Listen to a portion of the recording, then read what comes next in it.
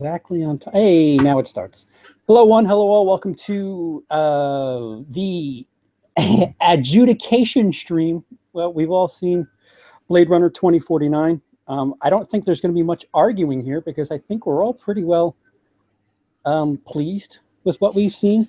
It released today in the States. I don't know when you guys got it, but joining me are my old European brethren, but I'm back in America, so worldwide we have to go with Bryan Lomax from Bryan Lomax Movie Talk. Bryan, say hello. Hello. And of course, Luke from Razorwire Reviews. Luke. Hello. Alrighty. So what? We'll start with you, Bryan, since you already have 2 videos about this movie. Your thoughts. My thoughts, good grief. Staggering, absolutely staggering. I've seen it twice now. Wow. First time I went to see it was yesterday, and what some people might call pacing issues was something for me in the first viewing. But that was only because there is, and we're going to try and do this without spoilers. Yeah, we'll do spoilers at the end, but yeah. Yeah, get into spoilers a bit later on, but they all in the first act. Oh wait, no, that's robots. First act. There's robots in it. First act of the film, there's stuff that happens like that because you got Ryan Gosling's Blade Runner kind of doing this investigation, and I literally felt like I was 2 steps ahead of him. It just seemed to be like, yeah, I that's going to be that, and then 2 minutes later they tell us it's that, and then I'm like, yeah, that's going to be that, and then 2 minutes later they tell us it's that, and I'm like, oh my goodness, I hope it's not going to be like this for the whole film because it's just really predictable. But it's only when you get to the end of the film you realize that actually it's kind of a switch and bait thing, because they're lulling you into that sense that you do know what's going on. They want you to think you're 2 steps ahead, so that they can then go a different way, pull the rug from under you, and discuss different things. Right. And so going back to it the second time, because I went to watch it today, and knowing that, I was just able to sit there and let it wash over me, not get too bogged down by the plot so much as just, well, I know what's going to happen. Now let me just breathe this in. And that second viewing, man alive, absolutely astounding. I definitely got more out of it second time around than the first time around. I have no problem saying this is my favorite film of this year so far. And that's in a year where we've had a Christopher Nolan movie, a new Planet of the Apes movie, the best X-Men film probably that we've ever had, and my personal favorite Edgar Wright movie. You know, it's like it has been such a bloody good year. So to have this film and have it not only live up to expectation or hopes, but exceed them is just it's a cinephile's dream, quite frankly. Luke. Yeah, what Bryan was saying about you thinking you know where it's going. To me, it's like the longest red herring ever. Like it spends like 2 hours leading you down this one path, and exactly like Bryan said, I was like, I can see where this is going. And then so I really like that aspect of it. I just love the world, like the creation of it, like visually. I was really intrigued to see if they'd match that kind of complete believability in that environment that they put in the first film. Obviously, with the digital effects, it's like, well, is it going to really? Because the effects in the original Blade Runner, they're unmatched as far as like physical, like models and all that kind of stuff. And obviously, this was primarily CGI as far as the cityscapes and everything, but just stunning. And I think no one can argue that, at least visually, this film is amazing. Oh, absolutely. Yeah. But as a huge fan of the original, I mean, we watched the original again last night and just confirmed to me again it's one of my favorite films, and I was very satisfied. The only mistake I made, I did not refresh myself on the original, which Bryan and I and Peter and Lee from Drum Dums all watched it. We did a live commentary over on Bryan's channel. That link is down below. I don't remember how long ago we did it, Brian, but it was quite a while ago, at least. Over a year ago now, I think. Yeah. So if you want to watch it with us, by all means, check that out. And the phone ringing. Somebody say something so I can mute myself. I'll say this: if Roger Deakins does not get an Oscar for this film, I will be seriously annoyed. I cannot honestly think of one film in the last 30 years that looks this good. I mean, there's been many films over my lifetime where I've just been so stunned by the visuals. Yeah. But this film, good grief, you could turn the sound off on this and still enjoy it completely. It feels so cool, the visuals. Yeah. I liked how obviously we move out of LA as well and explore more of the world, the dystopia, like Las Vegas and so on. And so it has more of an opportunity to present you with not just great visuals, but like different kinds of great visuals. Like that stuff in Vegas was just so cool looking. Yeah, and amazing cinematography. Yeah, I would even argue that the score was incredible. Like it set the tone and the mood. Like I don't know. It was just my Letterboxd review is cinema personified. Like that's if you're going to see it, you have to see it with big speakers. You have to see it on a big screen. Yeah. We were talking about this before, Brian. If you don't have a fish tank, go out and get a 4K TV, get the cleanest version of this movie when it does come out, and just put that on your TV screen during a party and watch how many people just gaze. You don't even have to have the sound on it. It's gorgeous. There's no way that's not the front runner for at least cinematography this year. There's no way. What I love about Roger Deakins is he's not afraid to just use blacks. And because he uses the darkest of blacks, any other color within the frame, it just does something with it. It just makes it all the more beautiful. It gives it so much more depth. But at the same time, I think it's a bit more. It's a bit less dark than the original Blade Runner. Like I felt like the original Blade Runner was just so like foggy and dark, where this felt a little more colorful. I guess I want to say light. The first one's entirely at night, unless you count the original ending. So yes, they had that going for it as well. Yeah, good point. Just different flavors of visuals.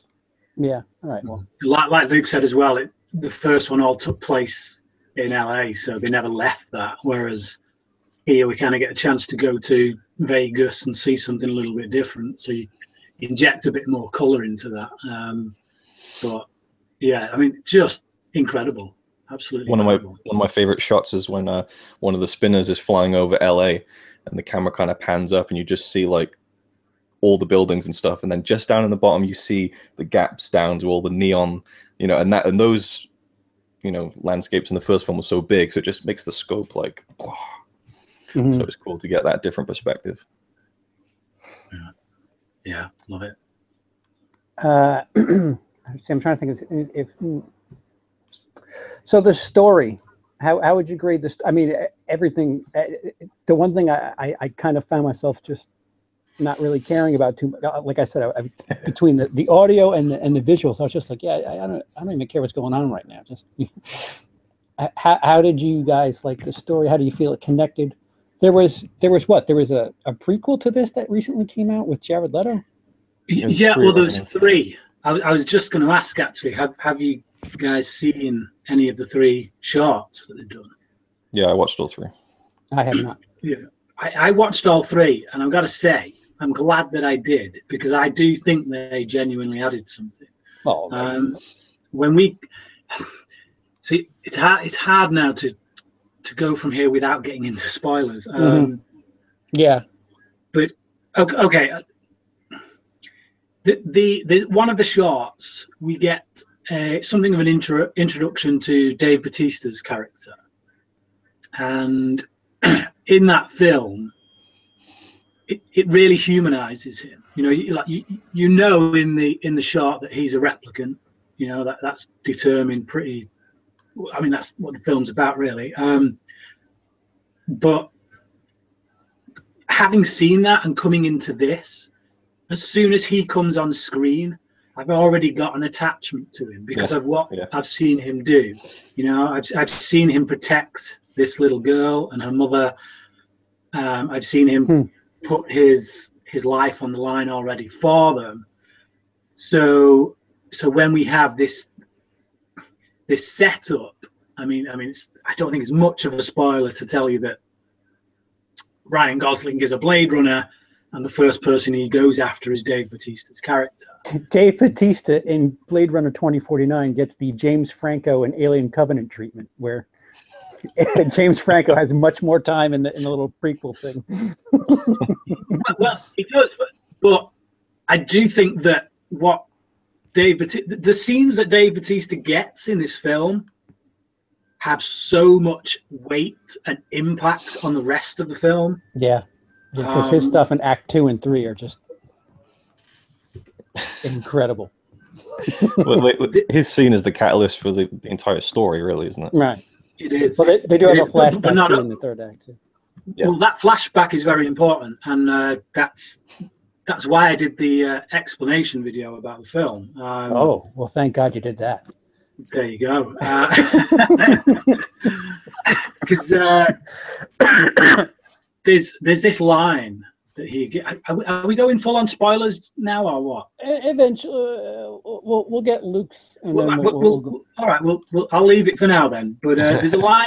There's a line of dialogue he drops, and it kind of becomes something of a centerpiece for what the rest of the film explores. For me, at any rate. And again, film is subjective, so you know, you read into it. You know, it's like people have different opinions about the original Blade Runner. You know, was Deckard a replicant? Director says yes. Harrison Ford says no. So you know, it's subjective. And my subjective opinion about this film tells me that line of dialogue that Dave Bautista gets is actually quite integral to everything else that happens in the film from a thematic standpoint. But again, just going back to my original point, that short movie, and the same with the other two that they did, I think really did add value. You know, I think about other times when they've done this, like the Animatrix and some other films where they've done that. They've done some animated shorts to tie into it, and they don't really feed into it in the most satisfying way. I think I remember with The Matrix, there was the two animated ones where it was a two-parter. Sorry, they were all animated. It was a two-parter, and it explained the history of the machines. That to me felt vital. It felt like it added something. Whereas the rest of them, I could have taken or left them. Whereas these three shorts that they've done for this, I honestly think that if you've not seen them and you've not seen the film yet, go and check them out before you go and see the film. Because they're on YouTube. Yeah. I feel so good.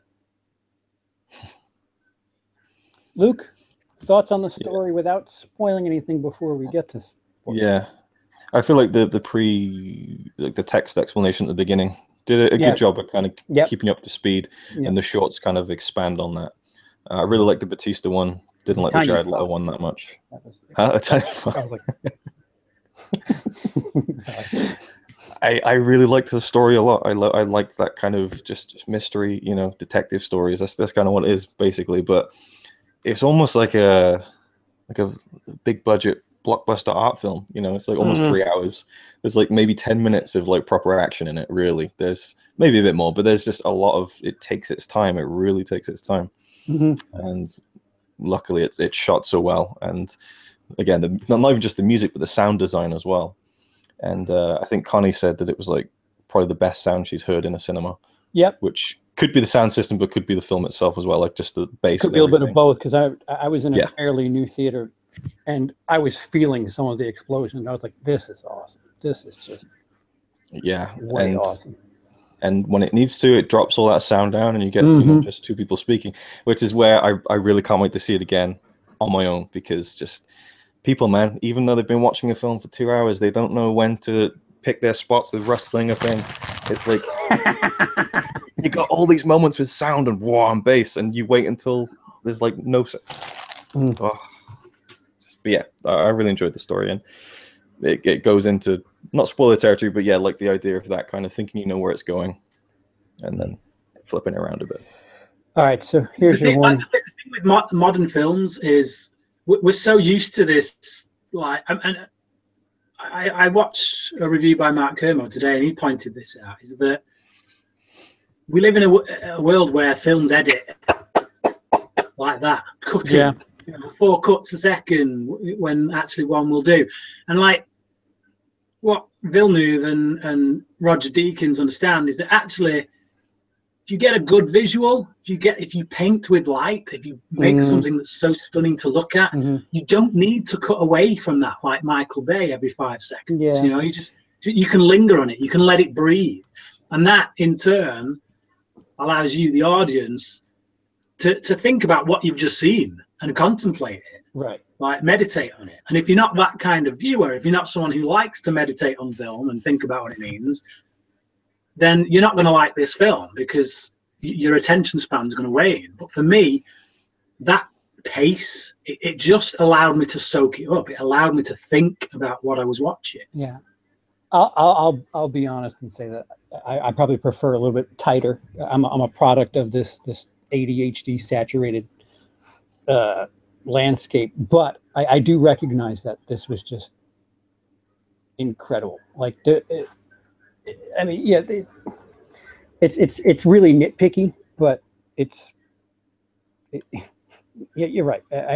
I can get both sides of the argument, but spoilers. So if you don't want to hear about what happens in the movie, you might want to amscray and come back. 0 viewers. So this is your warning. All right, so go ahead, Bryan. You had something you wanted to bring up. Well, it's this line of dialogue. So basically, Ryan Gosling's character goes to kill Dave Bautista. That's his job. He's a Blade Runner. He's been assigned to just kill him. Retire, yeah.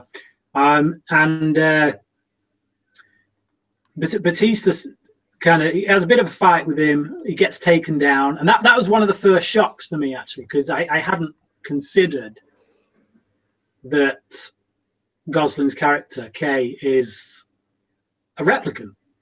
So another thing that the short film adds, you know, if you've seen a short film and you see this guy, you see Bautista's character take down about 4 or 5 people, you know, he just nails them. And so when Gosling's in that kitchen with this guy, you're actually more afraid for Gosling's character than you are Bautista's, because you're like, this dude's powerful. You know, we've seen what he can do.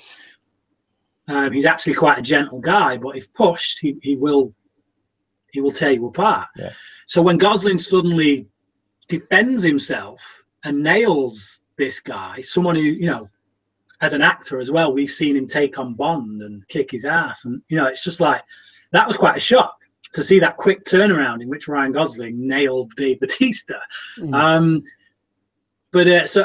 But Bautista's just getting up off the floor, and as he does, he gives this little kind of speech about how the younger models, the newer models are essentially willing slaves. They do all the crappy work because they've never witnessed a miracle, you know. And it's the idea that actually, without seeing something divine, without that hope that there is something divine, there's nothing really to live for. There's no real reason to go beyond what your masters tell you to do. You're a slave, basically. So when we start this film, Ryan Gosling's character is a slave. He's a slave to humankind, and he's doing the grunt work. He's going around killing, well, his own kind. And from that point on, this this line of dialogue that is then ingrained in his head. Cells. Sorry. Cells. I really liked that test, actually. It was like they don't have to explain the rules of that test to you for you to understand exactly what's going on in it, and that's what I loved about it. But yeah, so that to me sets up many of the themes in the film. Is there a God? What does it mean to be human? If there is a God, did he make us, or are we the product of something else?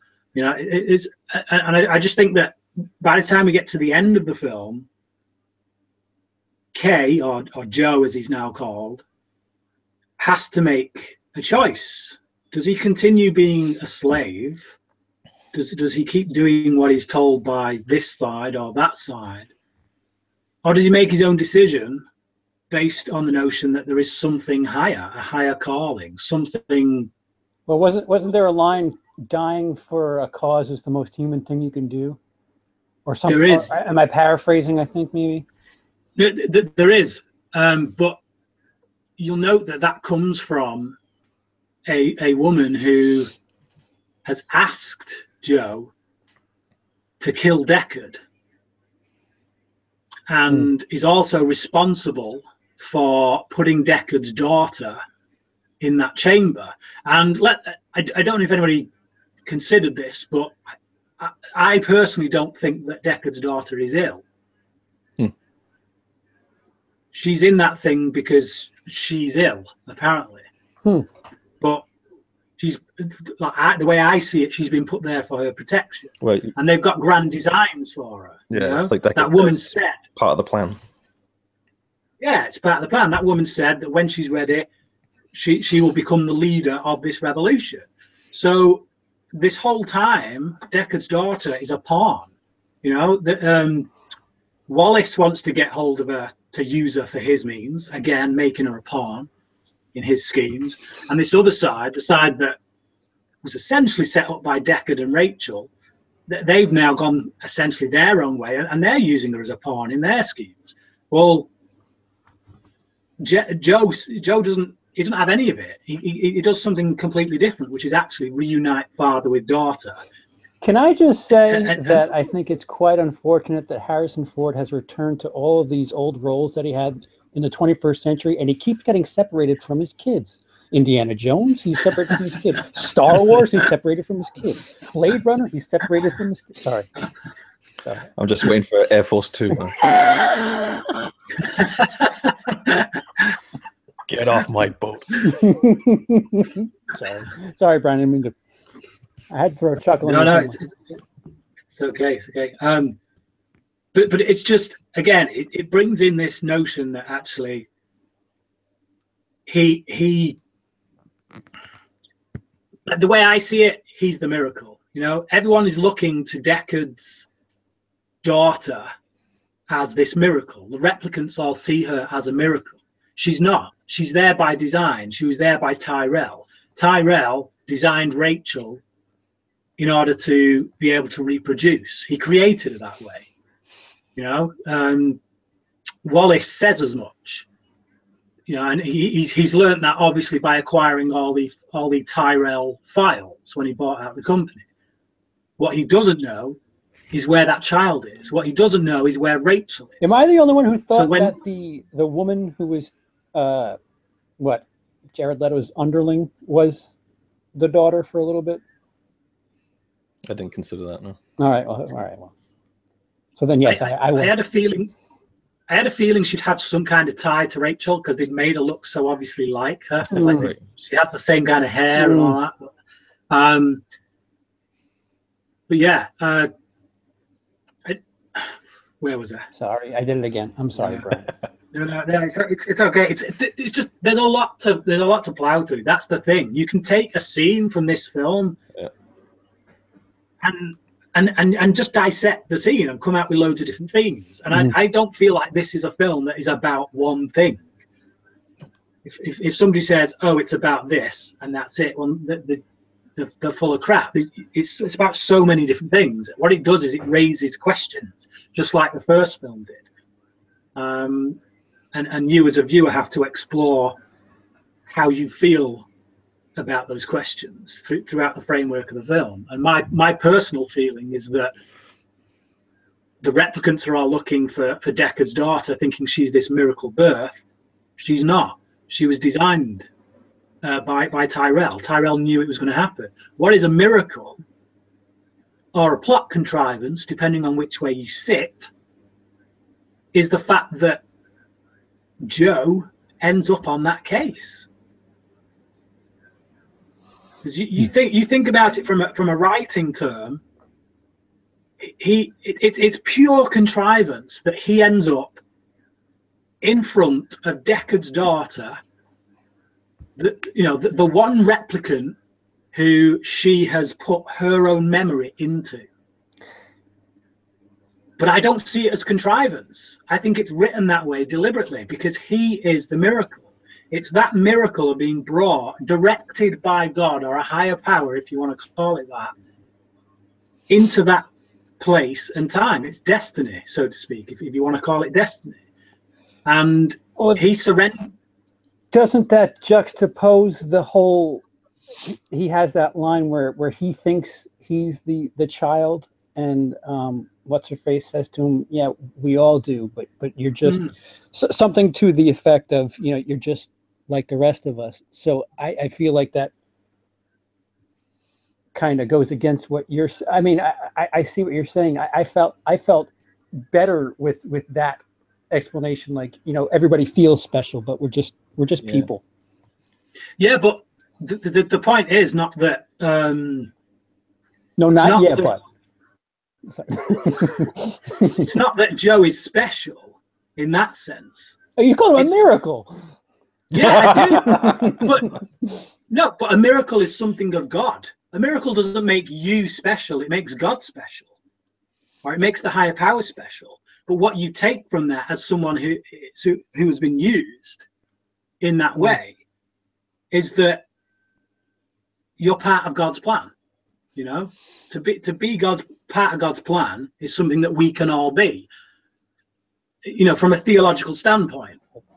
And that to me is what the film is suggesting, is that actually, because if you don't see it that way, I mean, that's the way I see it, obviously, but if you don't see it that way, then it is really contrived that he ends up in front of her in that situation. There is a purpose to him being there. See, and that purpose is to reunite her father with her. Yeah. So who's directing that purpose? It's funny you're going there with the miracle symbolism. I think the whole replicant being able to give birth, that's where I was getting the religious vibes, I guess is how I'll put it. Well, I think that's deliberate. I think you meant to. I just didn't think of Ryan Gosling's character as part of that. This is one of those multiple views movies where you just kind of what is his journey? What is his journey otherwise? Because at the end, he has to become his own man.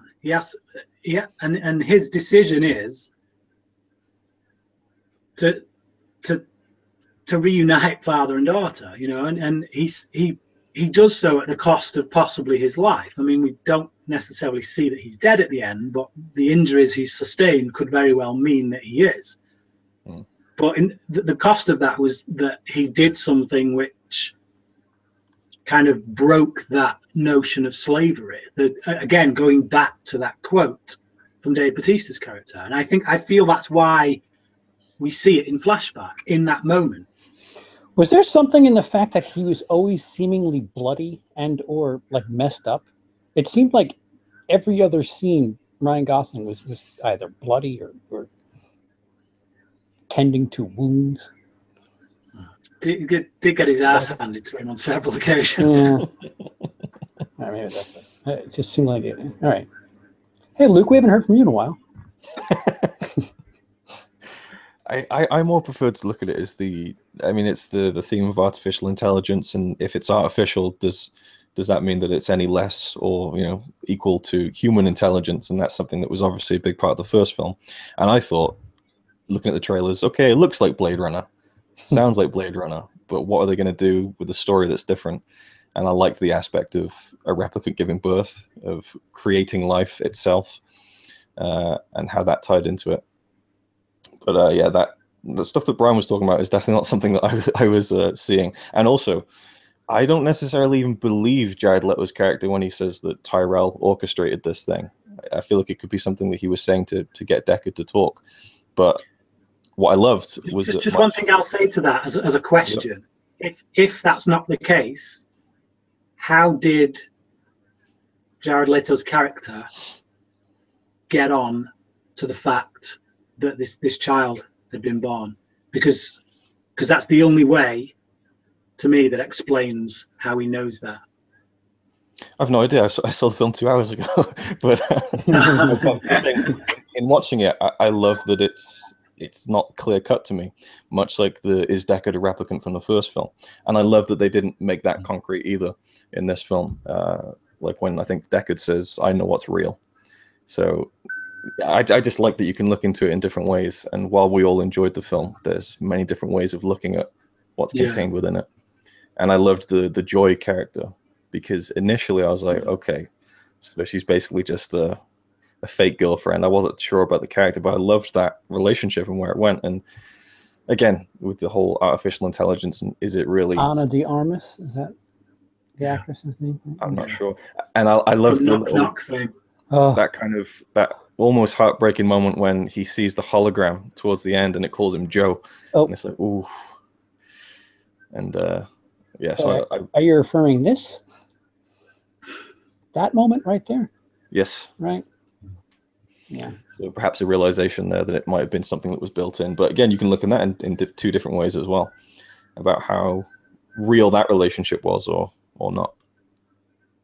But that's, yeah, it did what the original film did, but told a slightly different story at the same time, which is something I was really happy with, and definitely one to look at again and again, and you know, dive into what you think all the little motivations are and things like that. That scene is. Go on. The scene you just pointed out, where she points at him and she says, "You look like a good Joe." Yeah. To me, that reminds him he's a slave, and that it's within that scene that he has that flashback to what Dave Bautista's character says, and it's like it's in that moment he decides, well, actually, I'm not going to be a good Joe. I'm not going to be a slave. I'm going to think for myself, and I'm going to use my life for something more noble, a purpose, so to speak. I'll tell you what confused me, and again, keep in mind I haven't seen the original Blade Runner in a while. Maybe it's connected to that, or maybe I just spaced out for a second. But when Ryan Gosling had the wooden horse unicorn, it wasn't from Deckard, so why did he have it? Like, what did I miss something there? Or, because that's what led me to think that he was the kid, especially when he was at the casino and there was all these other little wooden trinkets.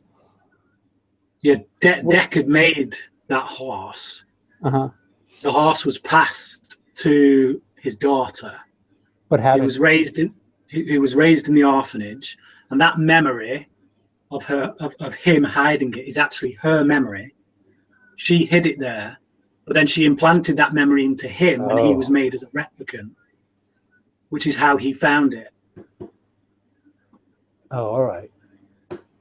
Yeah. So that's why he thought he was his son, obviously. Okay.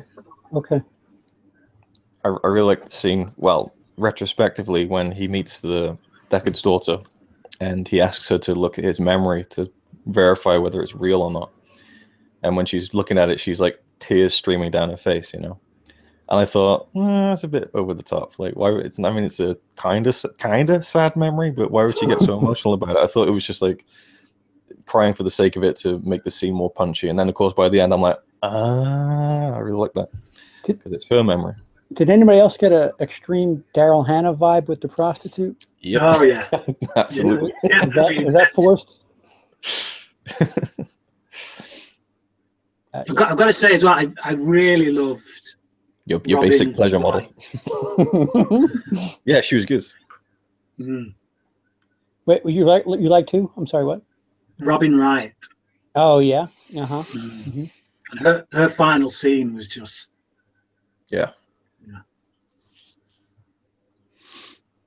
So the underling to Jared Leto. See, I don't know any of their names. Love.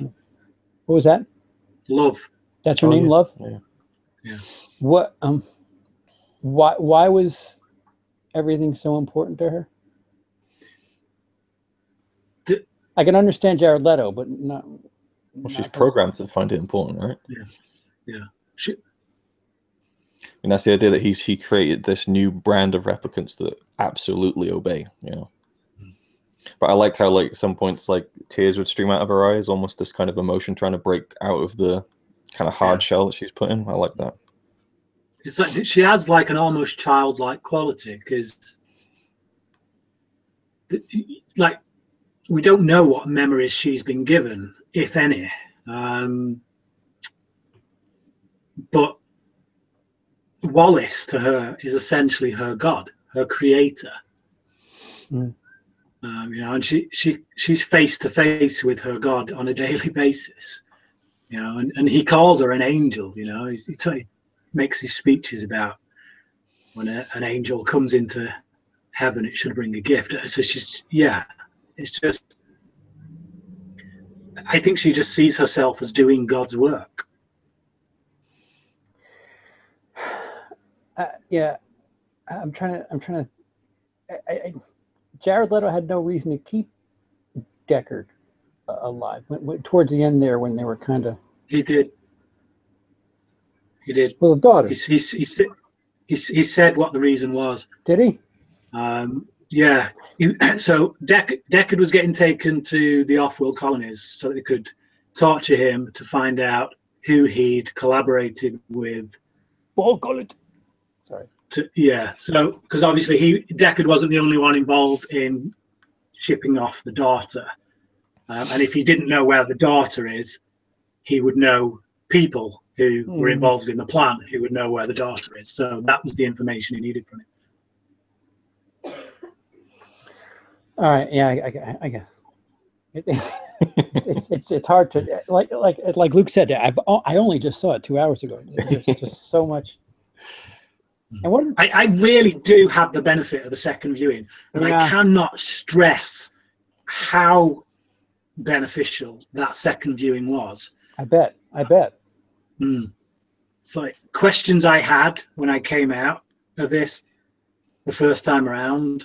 I couldn't do my review for it. I just couldn't. I was like, until I get those questions straight in my head, the answers to them straight in my head, even if they're not the right answers, but they're right for me, because like we say, film is subjective, then I need to go and watch it again before I do a review.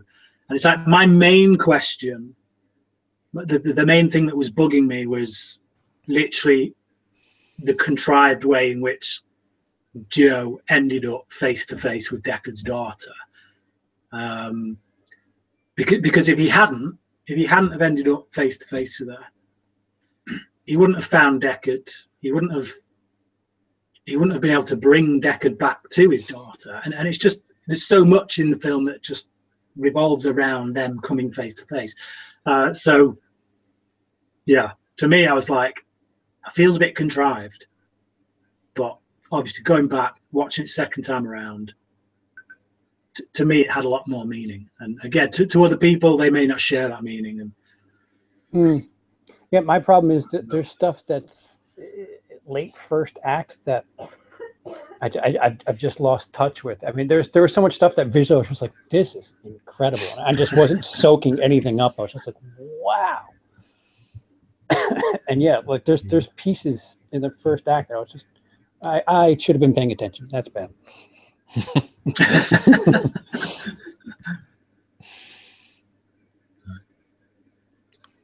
Luke, any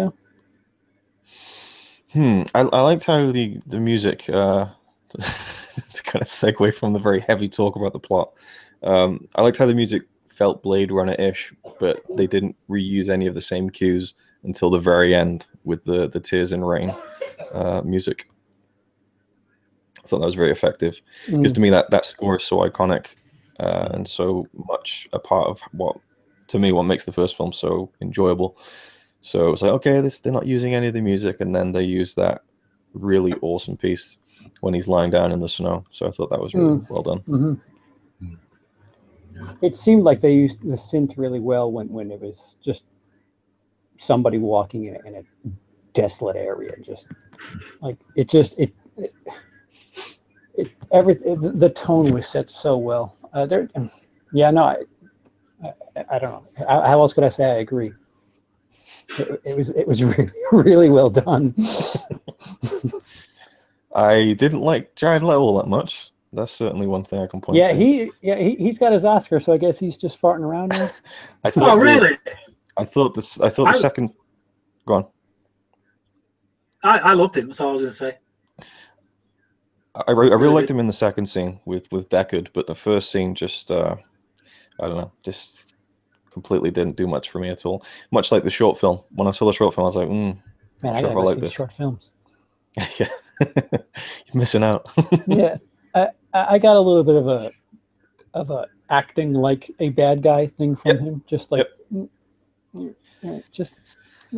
See, I just got that he was acting like someone with a complete and total God complex. Yeah, absolutely. I like the character a lot. It was just his performance that threw me off at times. Well, so let's Ridley Scott parallel this then. Prometheus, I don't think. Crap, he just had his birthday.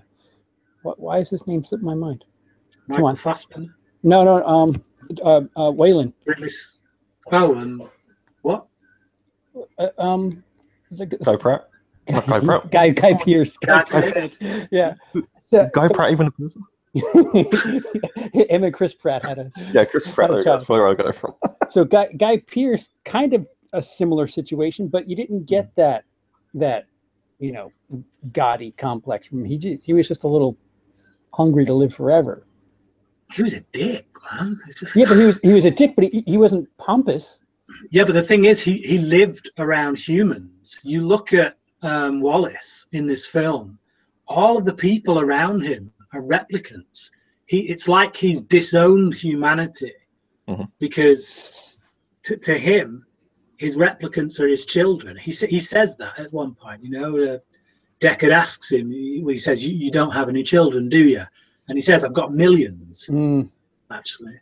And to him, he's got such a huge God complex. It goes beyond just intelligence and wanting to prove how intelligent he is. He wants to be God, and the way he sees it, creating an entire army of replicants that are subordinate only to him, is his way of becoming God. And it's like he looks at the fact that they've only colonized 9 other planets as small fry, because children can count to 9 on their hands, and it's just like, this dude is he's beyond the pale.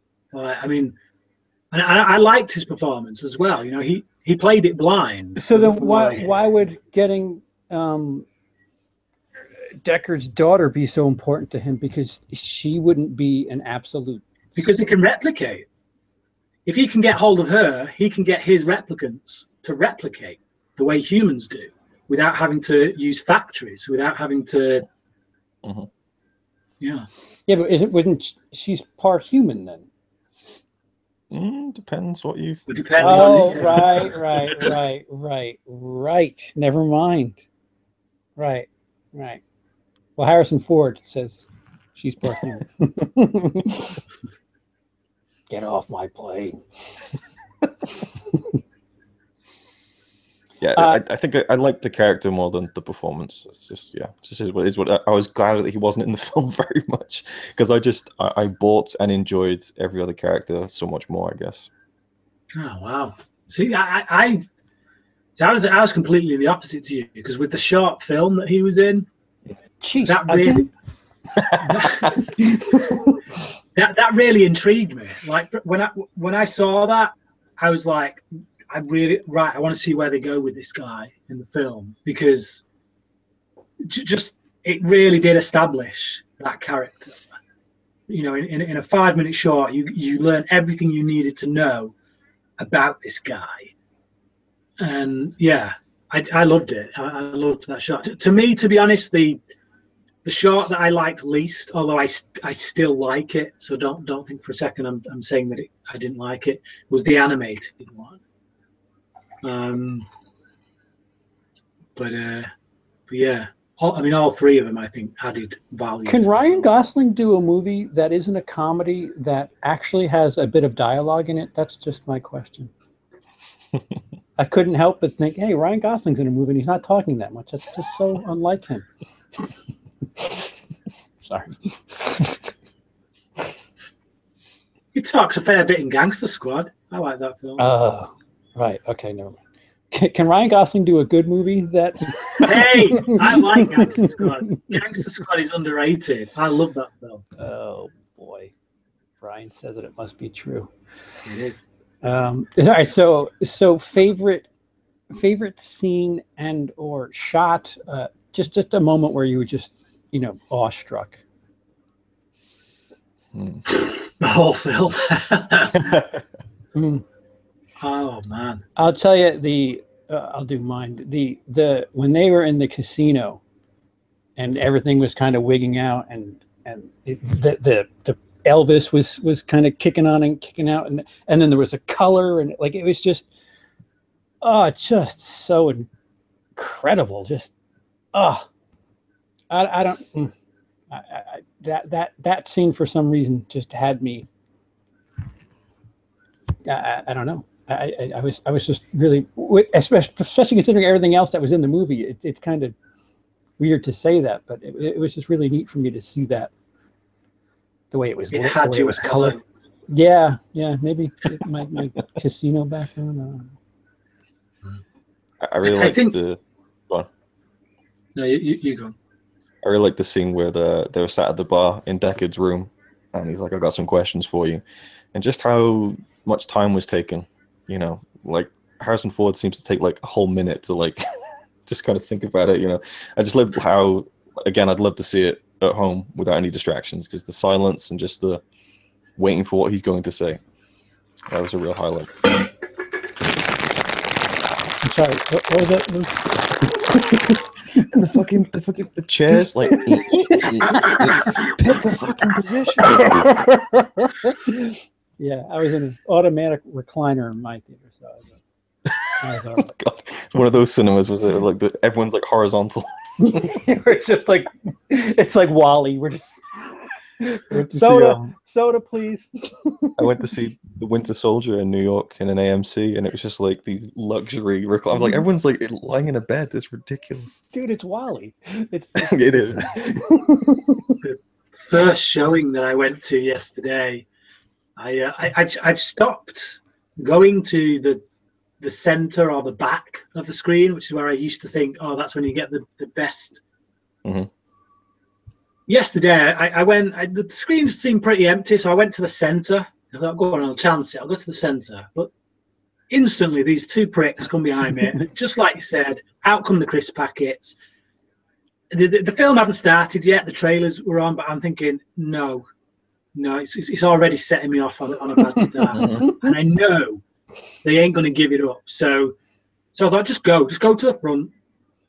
Boom. So I went down to the front.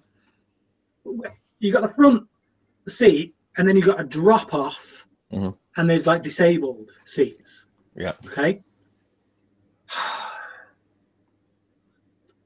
I sat there, and like halfway through the film, and then from then on till the end, there was a disabled person in a wheelchair, just going.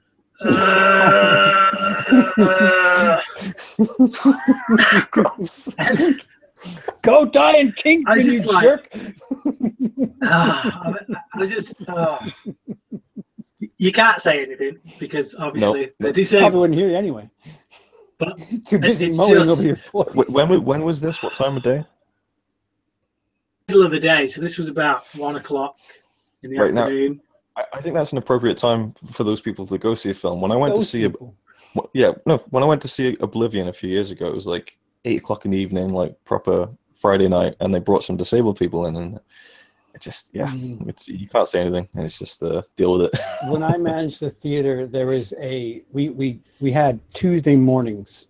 There was moms who wanted to bring their strollers and kids. There was a special show every Tuesday morning, and then there was the field trip, where they usually didn't like to sit, so they it was like an early 10:30 showing on a Tuesday. So we had moms with strollers in one theater, and people who didn't want to sit too much in another, and that's kind of, I don't know, the theater should, I don't know, yeah, it's rough. Babies at night, that's where I'll say, have some class, especially for Blade Runner. Like what? The best screens are the ones where you have a top tier and a lower tier. So the lower tier is just on the ground, and then behind it you got an upper tier, and it goes up on stairs, because everybody goes straight to the upper tier. When they do, like today when I watched it for the second time, I went down to the lower tier and I sit on the back row of the lower tier, and you can't hear anyone behind you, and there's nobody in front of you, and it literally feels like you got the screen to yourself. Those are the kind of shows I love, and today that's what I got, and I was just able to sit there, soak up the film, and not have a single distraction throughout. Yeah, I like sitting off to the aisle, off to the side. At least I know there's not going to be somebody to one side of me. Oh, right. I don't know if I should. No, I won't. Okay, I'll leave it. Wait, what? You can't do that. No, you can't do go that. What? She might. Okay, right. So we went to see Kingsman last week, and Connie leans over. She takes some girl's bottle of Coke and starts drinking. Oh no! She goes, "Sorry, I couldn't believe it." Like, oh. Wait. She said sorry. She did it on purpose or not? Well, accidental, but she realized that as she was doing it, and yeah, that's next level. Did she have a Coke of her own? She just decided fuck it. Yeah, she had some drink, but obviously didn't realize that. Just reaching for the popcorn too. Oh. I've had like some pretty bad cinema trips past couple of weeks. Like, it was horrendous. Hated that. Oh, I mean the cinema experience, not the film. Did you float? Anyway, favorite scenes in Blade Runner. Oh yeah, Brian, you I don't think you gave yours. Yeah, I think mine. I really loved the final fight between Joe and Love, and it's kind of on the beach, if you can call it that. And it's raining, the ocean is there, you got Deckard in the car kind of drifting out to You sea. would call that the beach, really? Okay. Well, there was sand, Yeah, when the car thing is filling up, right? Yeah. Okay. It's just like it was such a horrendous situation that you would not want to be in, but it just looked beautiful. It's like you couldn't help but be awe-inspired by what you were seeing, even though, like I say, it was a circumstance that you wouldn't ever want to be in. I'll tell you what's unfortunate that has become a cliche at this point, the orange teal, like that whole color palette thing, because it's done so perfectly in this movie. And that scene, I thought of it when the car's underwater and it's got those orange taillights and the lights from inside the car, there's like this contrast of blue and orange. Like, that looks really good. Not like 90% of everything else that's doing the same thing right now. Sorry. I'm here to cut you off, Brian. I apologize. No, you didn't cut me off. I was just pointing out the orange and teal. Yeah, exactly.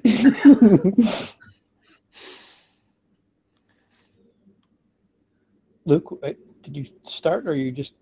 Yeah, I didn't want to interrupt. I didn't buy that he was going to drown, but Really? there wasn't much tension. No, because, well, in the trailer, there's a shot of him outside that building with the snow, and I was like, oh, okay, so there's more to come with Deckard, you know. It's Yeah, just because like, trailers, they never put anything in there that's not in the movie. oh, it was like Alien Covenant, the shower scene. You know, I was like waiting for it. So it's like, okay, the aliens on the ship at the end. Like, if there's a scene 15 minutes before the end, don't put it in the trailer. You know? Was that shot of Harrison Ford outside a building that good? The reason I liked that scene was purely from a visual standpoint. It was like I wasn't tense in that regard. Yeah, I was just adding to that. That's all. Yeah. But literally, you could lift any scene out of this and just no, it's gorgeous. It's gorgeous.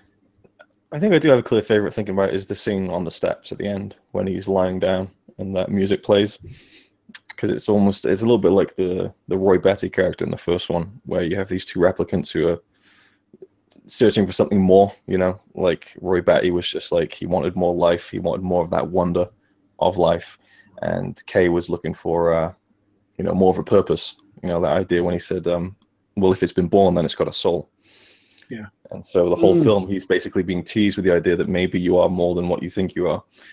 And so just that kind of reflective moment of a replicant kind of maybe dying on the steps there, and just the music for the original, just, yeah, good stuff. Yeah.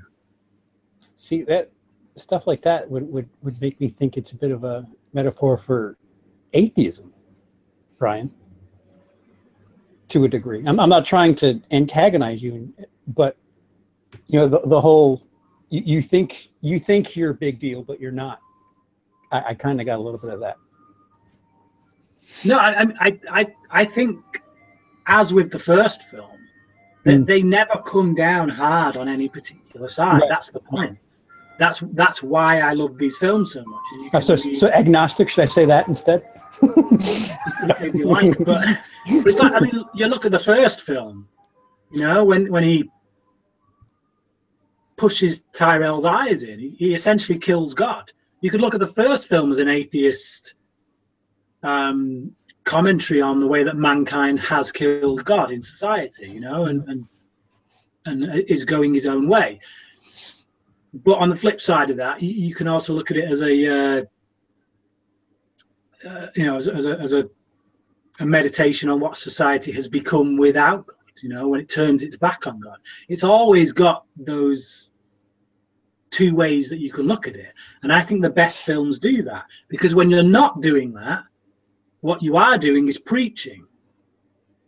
What you are doing is you're either being Sausage Party or God's Not Dead, and neither one of those films is good, because they're preaching sessions. You know, Sausage Party is just atheist propaganda, and God's Not Dead is just Christian propaganda, and they make for awful films. I'm going to change the thumbnail to Sausage Party.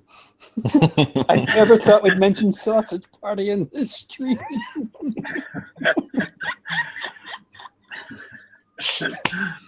I'm sorry. But yeah, you have a point.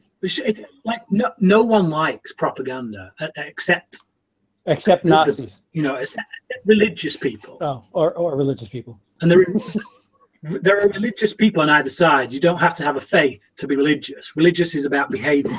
It's about being dogmatic in the way you think.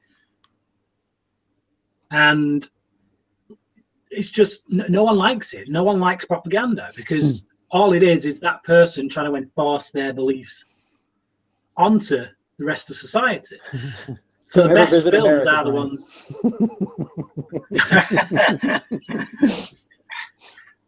The best films are the ones that are just so open to interpretation, that do allow for you to read into them. And for me, I can walk away from this film quite easily, pleasantly, believing that it is a tale about miracles and about how God has given this guy a soul. He may have been birthed by unnatural means, But God has said, well, you know what? I'm the one who determines who does and doesn't have a soul. And he's given this guy a soul. That's my reading. And I totally understand if someone says, well, that's not what I see. And that's great, because that's what's so flipping beautiful about the film. If we are, you know, what would be the point on this discussion if the film is just an open book to everyone? We'd come here and we'd say, well, it means this, this, and this. Do you agree? Yes, I concur. Yes, I concur. Okay, good night. What's the point in that? All right, so those kind of films are boring. Well, let's play devil's advocate for a second and try to figure out who wouldn't like this movie. Because I'll say that Silence, I thought it was an incredible movie. I just couldn't. I'll never watch that movie again. I love Scorsese. I could recognize that movie is incredible. I just have no interest. So I can imagine somebody, especially with the pacing, somebody having some sort of qualm with this. Who, if you guys had to pick, you know, a person that this isn't for, who would you say? I'm going to start with Luke because he's been awfully. I've been attentive to what Brian's been saying. I've just been cutting him off. I don't know. You need patience with it. You know, you need to be in for the slow burn and be interested in science fiction. I feel like the world is so much a part of it. Not completely, but to me, what makes them enjoyable is that the world is so interesting to look at, so that at any given moment, if the film's moving a little bit slowly, you can kind of marvel at some piece of production design or something. And but you have to have the patience. And just like the original film, I feel like they're very similar in that aspect, that they take their time telling the story, but everything's just so visually interesting, and you never for a second don't buy the world that's been created. So yeah, I think you need patience, and you need to have an interest in that kind of dystopia as well, like that kind of imagery. I think if you didn't like the first Blade Runner, you're not going to like this. Well, you know what? I'll say that I you know, it's not one that I'll go back to willingly. I own it. I'll watch it. It's just, I'll try to talk you out of it before we watch it, but I'll certainly watch 2049 a couple of times over before the first one. And I don't know, it's they're similar in ways. So I agree, but I don't. I think people, if you want your hand held, this isn't the movie for you. Like if it's you not just for want Michael Bay crowd, right? If you just want to be taken on a ride, it's that's a different kind of orange and teal.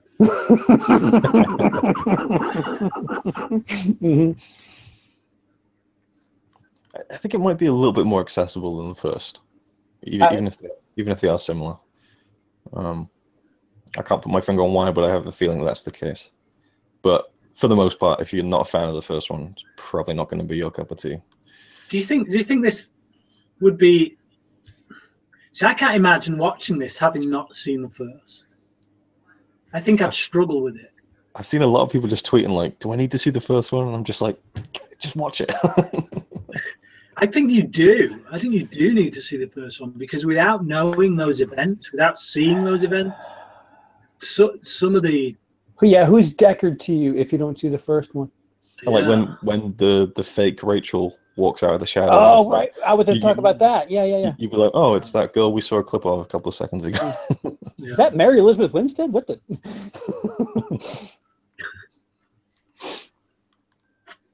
What were the thoughts on poor Sean Young and whatever they Princess Leia'd her, apparently? Yeah, I liked it at first when she walks up, and I'm like, okay, in the shadows looks really good. Now this full light close up.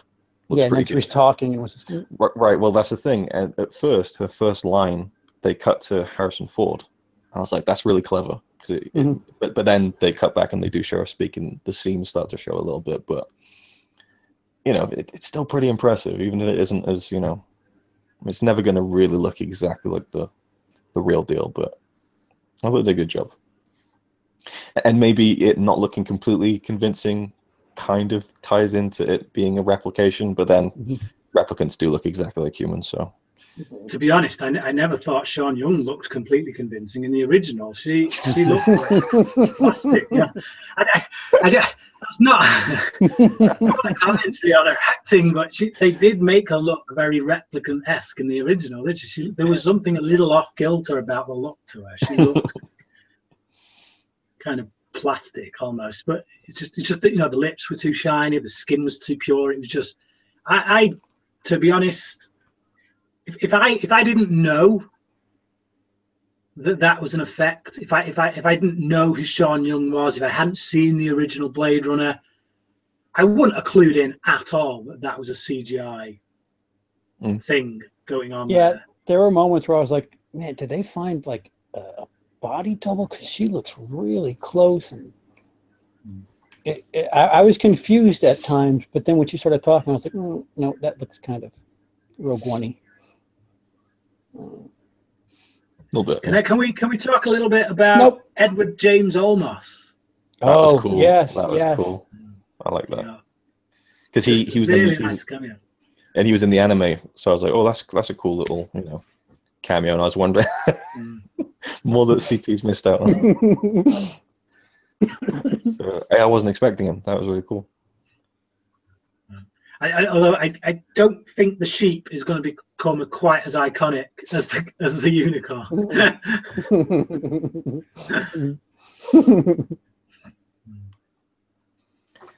There's a really subtle Easter egg in there, an audio Easter egg, when what's his name? Kay's in Deckard's room, and Joy is walking around looking at these tubes. Maybe about 2 seconds, there's this background noise, this hum, and it was used in Deckard's apartment in Blade Runner, and it's also used in the medical bay in Alien. So it's like this, because I used it in one of the marathons, just this kind of, like just really, really small little Easter egg. And I liked how they had those, like the Atari logo on the building. It's kind of fan service, but really slight, you know. Not as outlandish as they Rogue One. Like, hey, here's R2-D2 and C-3PO. What would you guys think what would you guys think if they merged the Blade Runner and Alien universes? I'm ready. Bring it. But they have to do it in 4 movies. And Ridley Scott has to do all of them. If they made Wayland like some descendant of Wallace. Well, isn't there some sort of, what was it? In the computer in Alien, where is it? There's a computer where they reference Tyrell in Alien. And I don't remember. Can't be an Alien because that was before, unless it was Aliens. Maybe it's Prometheus or Alien. Oh, yeah. I'm not sure. What is that? Is that the end of it? Nothing. Well, if they can merge with the Predator universe, I mean.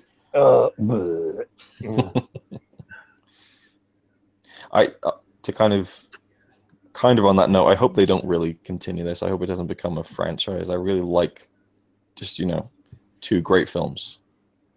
Don't try and monopolize it, like James Cameron, he's talking about doing this new Terminator film. When I was watching this interview, and he's like, yeah, we're going to do it in 3 films. I'm like, oh, why it always has to be a trilogy? Like the Genesis, it's the start of a new trilogy, and then 6 will be a part of it. Oh.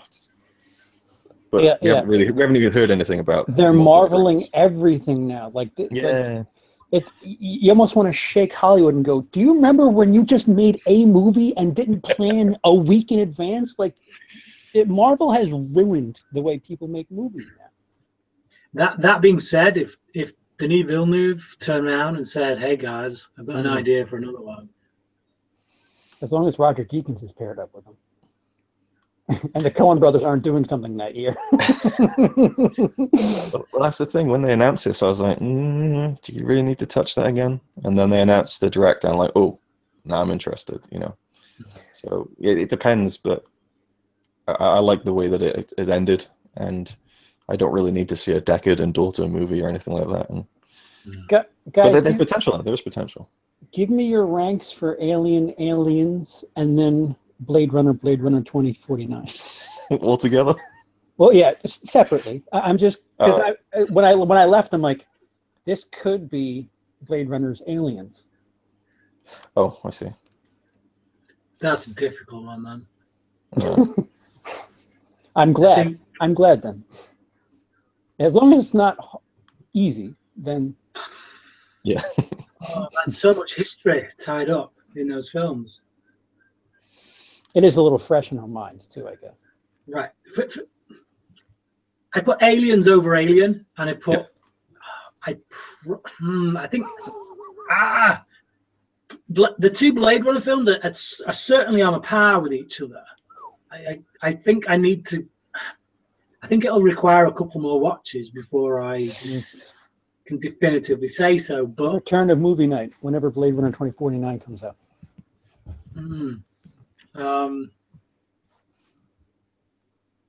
I prefer Blade Runner over Alien, but I prefer Aliens over Blade Runner. Oh, we got a Venn diagram here. I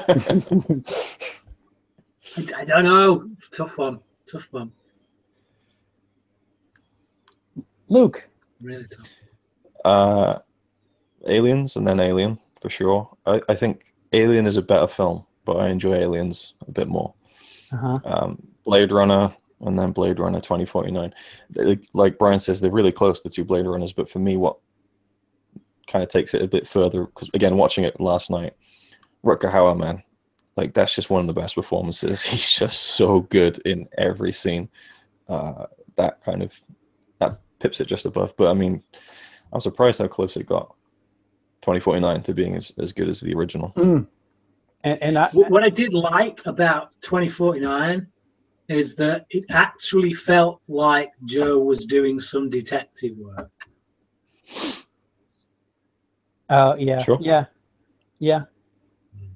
See, I would go Aliens, 2049, Blade Runner, and I think we all have different setups there. If 2049 keeps holding up after, because like the second viewing for me was even better than the first one. If it can keep that, then I would probably put it on top, to be honest.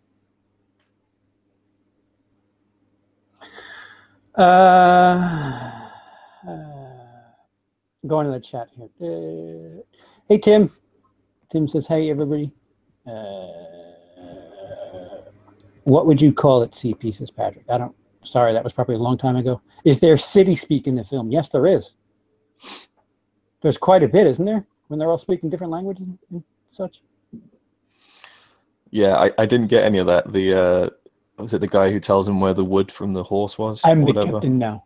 Sorry. Yeah, because obviously here they only have Norwegian subtitles for like everything, so I don't get any of that. And Connie I didn't miss that about not being in Denmark.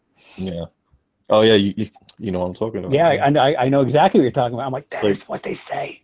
When you watch a film in the cinema here, suddenly foreign language is like, oh fuck. Yeah, something in Spanish. No, what did he say, Dennis? Tell me quick. I don't know. Something in Spanish.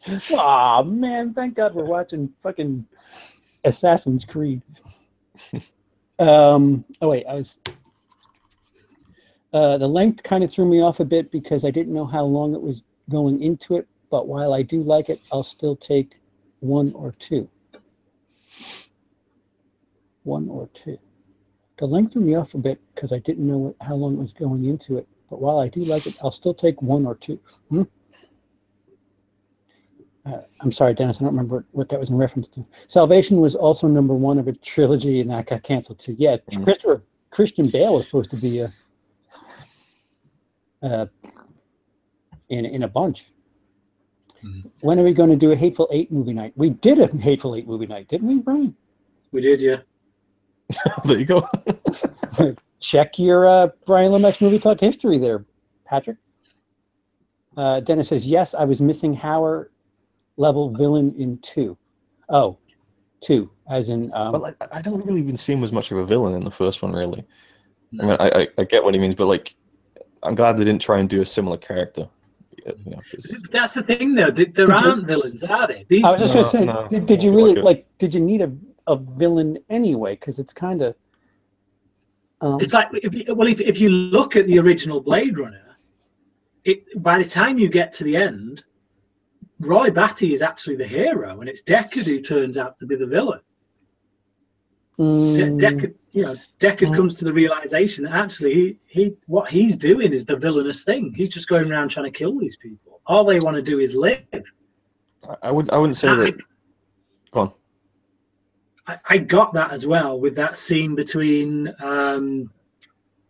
Kay and Dave Bautista's character. Like when he's about to kill what's his name, Shapper. I really didn't want him to, because like Shapper's just, you know, he's living out a quiet life on his own, just farming. He just wants to keep himself to himself. He's not doing anything wrong. In that situation, Kay is actually the bad guy. Yeah, in the case of the original, I wouldn't say that Roy Batty becomes the hero and Deckard becomes the villain, but I do feel like it goes pretty close in that direction. I agree with it to some extent, because obviously he has been murdering people, but you look at that replicant the replicants in the first film, and they're, you know, very much like childlike, like you were saying about the woman in 2049. It's like they're still trying to figure out what life is really once they break out of the confines of being slaves. So lots of shades of gray in these movies. Well, yeah, Jared Leto was, I mean, sort of the villain. I think Jared Leto is probably the only true villain we've had in this franchise. Possibly Tyrell, but to me, you've got Wallace, who, as far as he's concerned, he's done with humanity. The way he sees the future, it's all about replicants. Not only that, but replicants that are under his kind of godlike worship. To me, that's true villainy. The rest of these characters, they're all fighting for survival. They're all fighting for the right. I mean, both of these films are kind of metaphors for slavery. You know, they're anti-slavery message movies in that regard, because that's what these people are. They're slaves, and all they want is freedom. You just reminded me that at moments, Jared Leto reminded me of Palpatine from Episode 3 before he went, you know, full. No, you will not. Like in the scene where they're at the opera or whatever. Like, yeah, a little over the top with his. I don't know. It goes back to, if I had to nitpick something about Jared Leto, he seemed a little too villain-y. I feel like I'm watching someone acting a lot of the time. Yeah. And I have to admit that it's a lot of it comes with these stories that come out, and I don't know whether he's the one kind of pushing them or whatever, but the story that he was blind for the film, like with the contact lenses, and it's just like, well, okay, you can act blind. I'm not sure what that. I mean, I admire the dedication, but it sometimes takes away from things from me. But yeah, the shenanigans he was doing for Suicide Squad, like, dude, I think that started it. Like, come on. Yeah, you got your Oscar. Take it easy, Mr. Method. Dennis specifies. He says villain, opposite. I think you mean opponent. They might have spell checked you there. Yeah. Whatever you want to call it. The person he's up against. Antagonist? Sure. As much as I wasn't a big fan of his performance, I really like the character and the idea of the character, so it doesn't really drag it down that much for me at all. Yeah. I love the Wallace character and just the idea of it, and it's and then the progression of a different kind of replicant and taking over and stuff. And I liked the idea of the blackout as well, because that gave them a reason to keep searching for all the details on Rachel, because otherwise it would have been just ding, click a button, go to the archives. But they had this blackout backstory that was cool. Brian, you there? We lose you? Say that again. Oh, I was just I don't know. I was pivoting to you, and you looked frozen. Yeah, I'm done. I'm done. All right.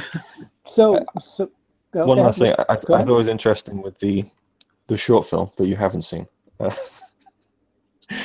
Blackout. It's a cool idea because obviously it's a civilization that's become so built up on technology and data. What happens when someone just takes all that out with like a electronic pulse or whatever it was, and then you just lose everything. I just like that idea in the short film. Mm. But I do think that they pretty much, about the blackout in the proper film. I don't think you need to see the short film. It just enhances things.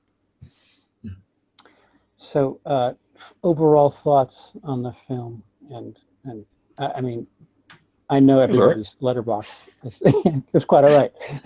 Quite all right. You guys have all it, right.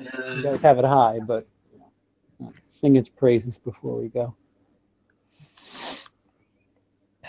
You guys give her a rating? Sure.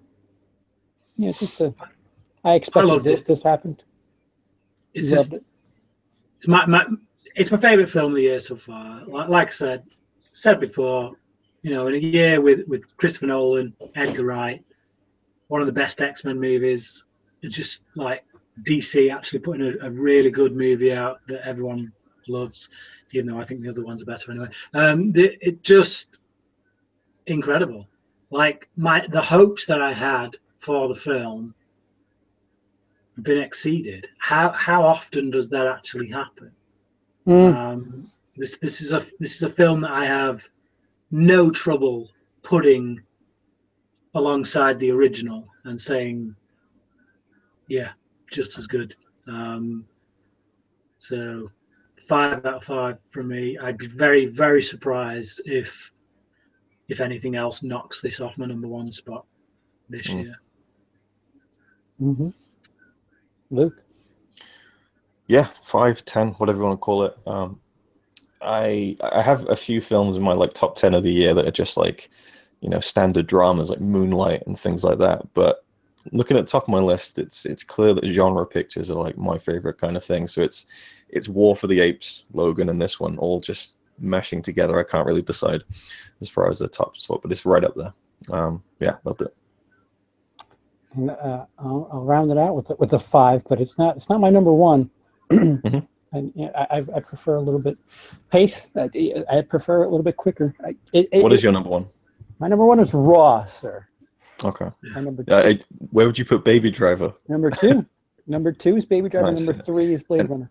And Baby Driver is one where the pace is really just down to the atom. Right. So it's it's just a taste thing for me. The film's flawless as far as I'm concerned. It's just would I rather watch Baby Driver? Actually, you know what? That's tough. Right now, I want to watch Blade Runner again just to kind of soak up what I missed. So it definitely still kind of dances around my head a bit, where it's just like, what about this and that? It's been so long since I've seen a movie and just been like, man. I'm looking forward to Lee's ranking. It's like, oh, so where'd you put Blade Runner? Above Baby Driver. Okay, that makes sense. But below Ice Cream Truck. Below Ice Cream Truck.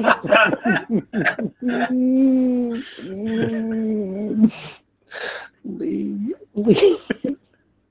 Oh boy. Ice Cream Truck. Please, guys, go see that just so I can pile up on Lee, because I don't. The opening scene of Baby Driver is better than all of Ice Cream Truck.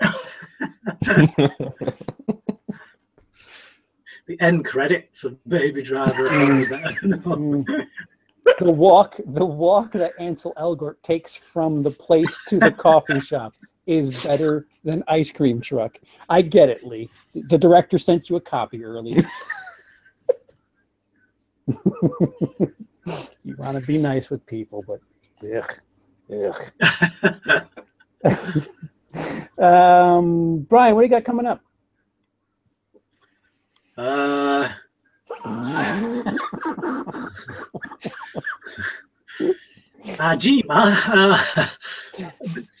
Well, you explained if people want to hear more about Blade Runner 2049, you have two videos. You can get Bryan explaining it, and I've got my non-spoiler review. If you just want to hear my thoughts condensed into a 6-minute video, no spoilers. Go watch my review. If you want to hear what I think the film means, or one of the threads, God, religion, God.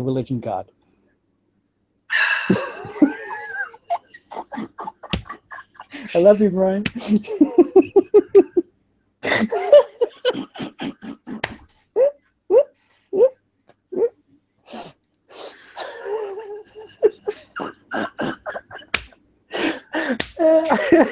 I was watching Nightmare on Elm Street 4 the other day, and there's a lot of religious overtones in that.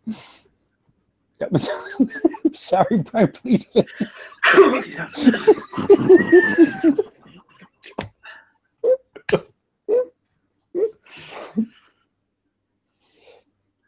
So what do you have coming up, please? I'm sorry. I know more, I promise. Oh, if I'm not expecting any kind of patrons, because I've set up a Patreon account, but if you want to see Friday the 13th reviews from me, they're going to be going up on Patreon for patrons only. I know how much of a fan you are, CP, so I'll send you the private link for them, because how could I not? But yeah, if you want to see them, I'll have money soon, Bryan. So maybe pay $1 a month. Mm-hmm. The alternative is to wait until they're all uploaded, then pay the $1 for 1 month, and then watch them all, and then don't pay them. Don't give them that loophole. You're doing Patreon wrong. Luke. Yeah, horror reviews are going up pretty much daily. I'm going to take a break to... What? What's wrong with that? No, I should do horror reviews 2 years ago, and now you're into it. I'm not really into it, but I got to get them all out. I wouldn't call it into it, but yeah. I got this book here. I need to get all the horror films done. Oh yeah. Then I'll be putting up a Blade Runner review as well, and a Blade Runner 2049 review, which is pretty much just the stuff I've been talking about. And if you want a condensed, nicely constructed piece, go check out Bryan's review. If you want to see a long, rambly review with me and Connie, then check out the 40-minute supercut. And if you want vagaries, go check out Drum Dum's review. I'm officially back in America. Let's get going. Drum Dums presents Blade Runner 2049 review, the origami edition. The Hyperbole edition. Oh, brother. And I don't know what I'm doing yet. My hard drive's still bricked. I finally got my YouTube money deposited, so I have a tiny bit of money, but once things settle here for me, I'll start. I'm not filming a fucking thing here, so don't expect anything. So I don't know. America. Somebody asked about American Werewolf in London. That is on a hiatus. That is there's a bit of a personal thing going on between one of us, two of us, all of us. But yeah, hopefully we'll do something like this in the near future and streams. It'll be streams for the time being, but yeah. Any last words, gentlemen? No. Bryan? Go see Blade Runner 2049. In a theater. Yeah. Your ears will thank you. Your eyes will thank you. Yeah, go support this film, because it's really going to need it. I got a now that you said that, I got a funny feeling this is going to be one of those 60 million opening weekend, and it just kind of... Possible, I suppose. I mean, you never can tell. Oh, I had the Last Jedi trailer on the front of this, and it's the first time I've seen it in a theater, Luke, and let me tell you, I'm officially a little kicked up now. Well, we got a new one on Monday, so you haven't got long to wait. So there's that. All right, guys, say good night. Good night. Good night.